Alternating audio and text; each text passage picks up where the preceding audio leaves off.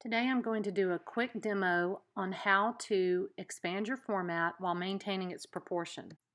I thought I would show you how to do this digitally since we are discussing using digital drawing. You don't have to do this digitally, but if you want to give it a try, you're certainly welcome to do so. I'm using an app called Inkpad Pro. It's a vector program, and it's what I use to make all the rectangles and grids that I show you on PowerPoints and stuff like that.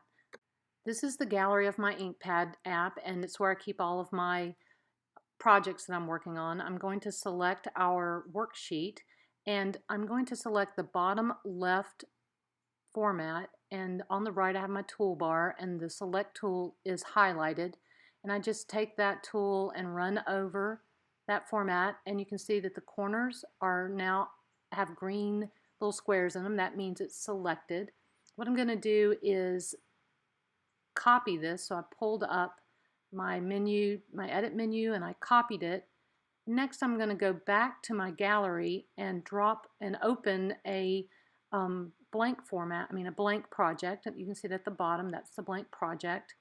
I'm going to open that, and I'm going to then go back to my edit menu and click paste, and that automatically pastes that format right into the new project.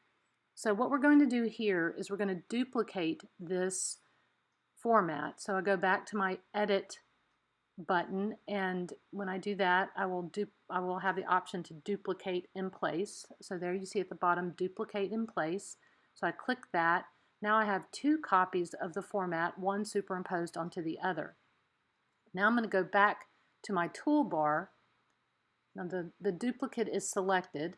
What I want to do is I want to expand it, so I just click the expand button, and I want to expand it towards the top right, so I'm going to take the anchor and put the anchor in the bottom left, which I just did.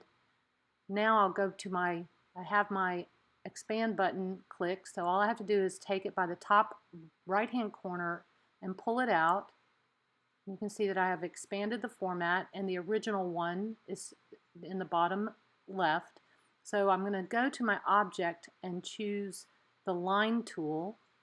I'm going to draw the diagonal of the whole, the Baroque diagonal, and you can see that it is the Baroque diagonal of the small format, so that means that they are the same proportion.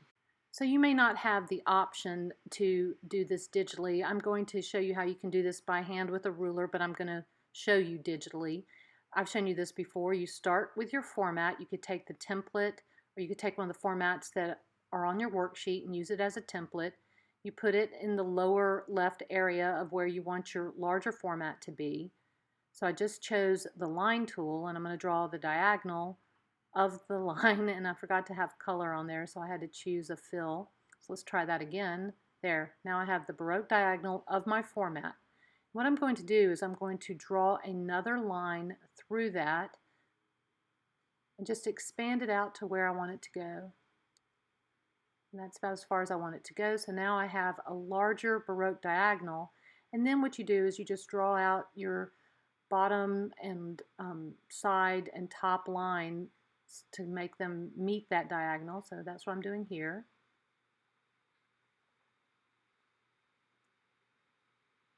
And there you have it. The large format and the small format share the same Baroque diagonal, so they are the same proportion.